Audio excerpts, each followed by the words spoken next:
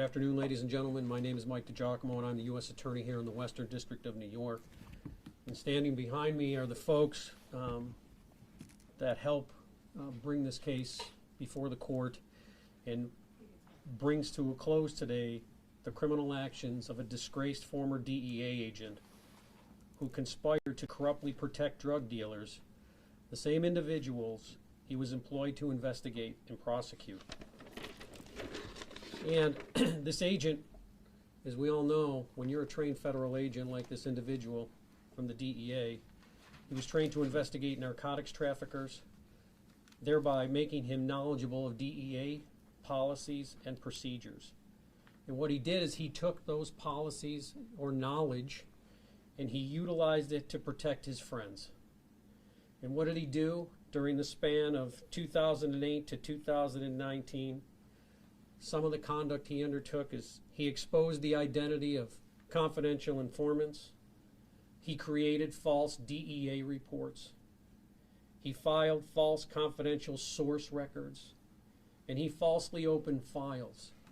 And by engaging in this conduct of knowing the way the DEA operates, he was able to make himself the funnel of all information from whenever an investigation was opened regarding his friends. And having such knowledge, he was able to then extrapolate that knowledge and share it with his friends. And in doing so, we believe that he has, and in fact was presented at trial, that he prevented or ultimately resulted in the closure of various criminal investigations that other agencies and law enforcement personnel were engaged or about to engage in the investigation of his friends. And that, my friends, is what he did over that time frame. And it's very serious crime, as you know, when anytime you have someone in law enforcement undertake such conduct. But I want to emphasize and stress that this criminal conduct undertaken by this DEA agent should in no way reflect what the majority of the men and women in law enforcement do on a daily basis when they do their jobs with honesty and integrity. And I feel comfortable making that statement because from what information we have gathered through our own file searches, we believe that this is the first DEA agent ever convicted in the Western District of New York of protecting drug dealers.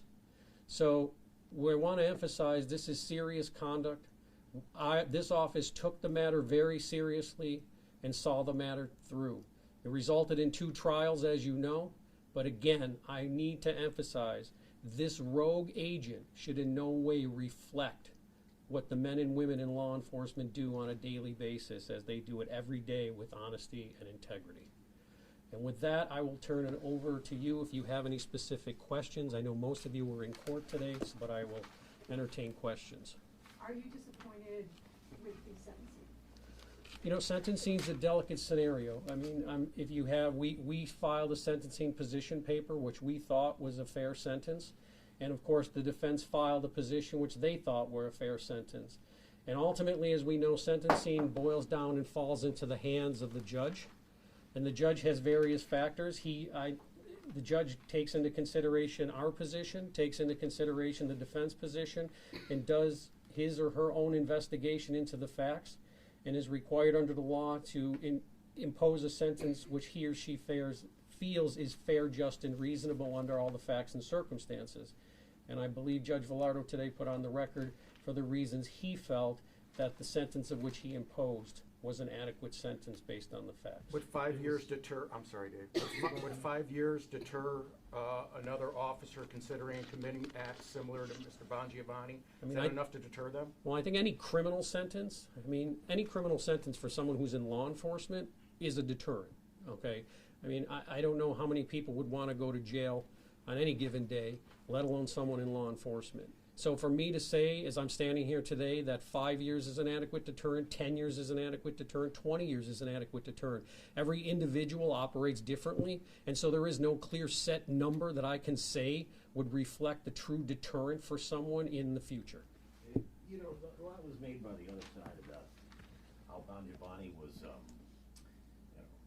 hero, rescued someone from a fire, but he was a lifelong public servant, that he really basically, criminal category of 1 because he never had any criminal convictions, and he was a cop. And I think the point Joe was making in court today was, yeah, because he was a cop, this makes this 10 times worse. Well, that's true, Dave. I mean, again, when first off, he has no criminal history, because any prior criminal conviction, Right, no, he would have lost his job, number one. Number two, he brought something to the table. And I believe the argument Joe made, and I'll let Joe finish, but I believe the argument is made is that someone in law enforcement, in the DEA, you're held to a level of public trust.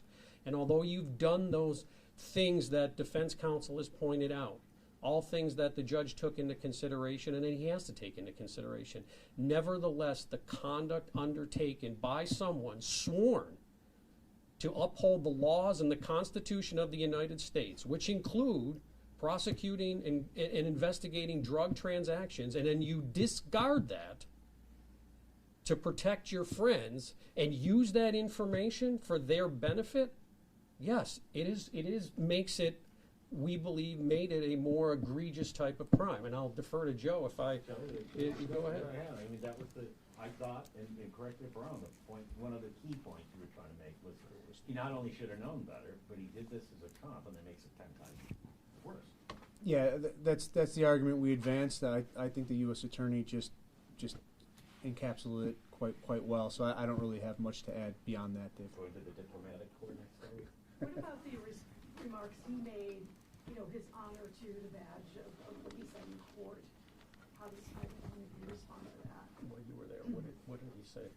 Are you referring to defense counsel or what Mr. Bongiovanni said? In his own words. He was quite adamant, saying that he loved his job, he took it seriously, he loved that badge, and he honored that badge. Well, one of the things that we argued in our sentencing memorandum, the response, which I believe parts will be unsealed, it mirrors what I said in court, was that